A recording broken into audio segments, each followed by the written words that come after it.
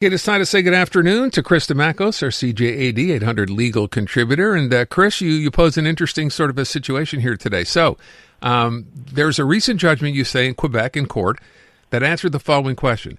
Can you write your last will on your iPad and have it signed by witnesses with an iPad stylus pen? Welcome to 2026. So I'm guessing when you say in court, this is something that actually did come up. What happened? Is that legal or not? Is it considered legal? Right. And for everyone to know, basically in Quebec, there are three types of valid forms of will. You can go see a notary for a notarized will. You can handwrite one yourself and sign it, or you can type one up or handwrite one, but have two witnesses sign the will. So these are different types.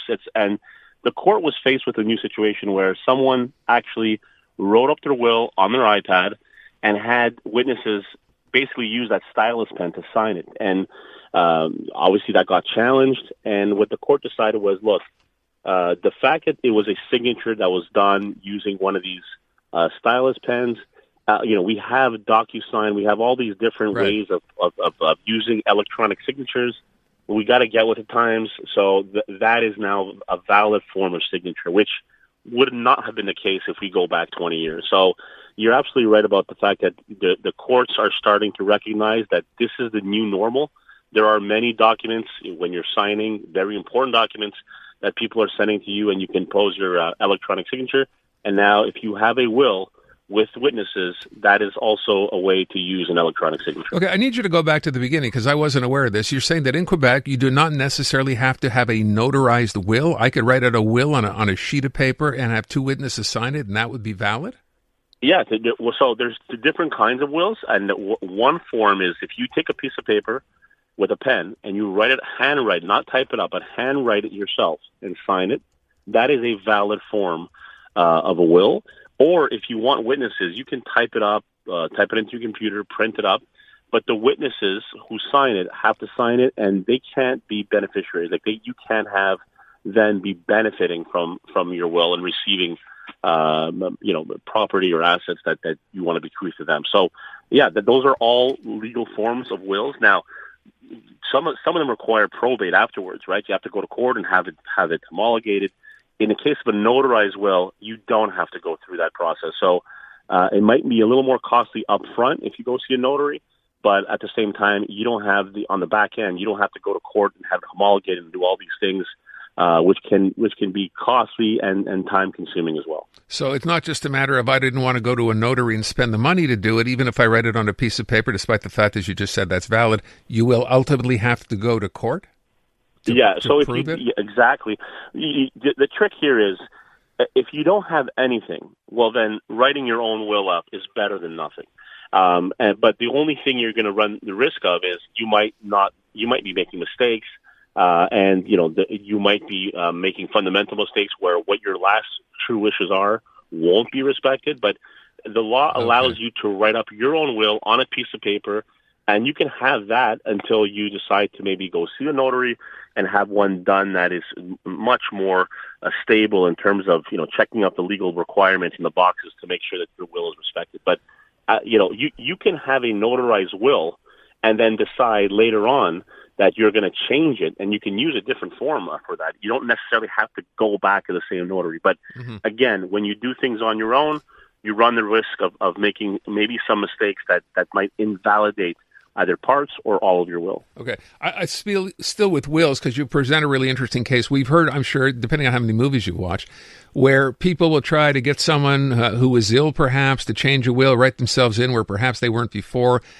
You bring up a case where an adult who was caring for his father in the hospital managed to convince his father to change his will while he was there, which had been previously notarized, and he wrote a new one on paper and then signed by the father himself, which begs the question, if you already had a notarized will, and now does the court take into consideration that the will was changed while the father was in the hospital? Did that even enter into the ruling here? Right. You're absolutely right about that. So what happened was, one, can the father decide to update his will? You're always allowed to do that. But what you mentioned right at the end there was what the court looked at. 1 second here. We got a notarized will that was done with a notary. when they were not in the hospital, and then they have a subsequent will that was written up at a time when they were, suffering in the hospital, and the person that was caring for the father, the son at that time, was the one who was going to benefit from this new will, which wasn't the case in the notarized will. So the court took a look at that and said, well, we feel here there's an abnormal amount of undue influence on the father, and they wasn't the right environment for them to be thinking clearly, and there might have been some pressure there to make those changes, especially when someone is suffering in the hospital. And it's not just this judgment, but I can tell you there are many rulings that involve an elderly person who's at the hospital, who's being looked after or being watched by one of their children or family members, and they end up making changes at the very end, and it ends up getting challenged. And more often than not, that those challenges are successful because they're able to prove that the circumstances, whether it was their mental capacity, whether it was the undue influence that they felt obliged to do it because there was a lot of pressure being put on them, the overall health of the individual, all of these things create a very risky environment when you have somebody changing their will on a hospital bed and their days are numbered. It's not the right. I'm not saying it can happen. I'm not saying no one has ever been successful in doing so. But usually flags are raised and they're legitimate, and courts really take a look at why this is happening at this time right now. I'm just amazed by the fact that you tell me that this happens fairly regularly, right? People who try to do this, I would have thought this is a unique case. It's not. It's not, and it happens a lot when, and this is the unfortunate thing, when the elderly is dependent on some of their family members to bring them to their appointments, to help them out with their medication, to go to their home and help them. And it's at that time where they're the most vulnerable, and that's unfortunate, but it's reality. Some people try to take advantage of that and make them feel guilty about what's going on. I will point out the one thing I didn't know until you just brought it up now. In this particular case we're talking about, where the son tried to get his dad to change the will, you mentioned the son had not been in the original notarized will that had been done. Right. The court didn't mention that whether he was in or not. I believe they might have been in there, but the proportion of what they were getting was completely changed afterwards. And this typically ends up with family, right? So you have one family member finding out that a will has been changed when they thought they were. I've seen too many movies, Chris. So. Right. The movies are based on real life experience. So you're absolutely right about that. It's usually people that are close to the person who wrote the will, and they're and when they want to take advantage, it's almost like, hey, listen, you owe me. I've done more for you than my sister or my brother or whoever it is. I should be getting more. You should change this. It's not fair for me. And that it's that guilt and pulling on those emotional strings at the time when they are the most vulnerable. So the laws have set up. We have mechanisms to be able to deal with this. It's not an easy thing to address. It's very difficult, but.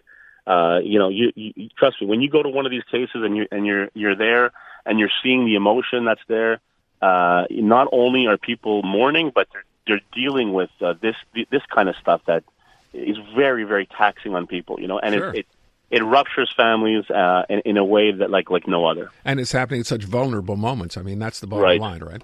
Chris, I thank you so much. I appreciate it. You've heard the chaos. Now you can see it. Oh my God. Watch all your favorite podcasts from start to finish right inside the free iHeartRadio app. Gets the blood going, huh? Catch every laugh and eye roll on shows like the Tom Green Farmcast and Park the Bus. Now with full video. We're building a ramp for Tony Hawk. It's the same hosts and the same chemistry with all the hilarious moments you've been missing right on your screen. Cheers. Open the free iHeartRadio app, search video podcasts, and tap watch.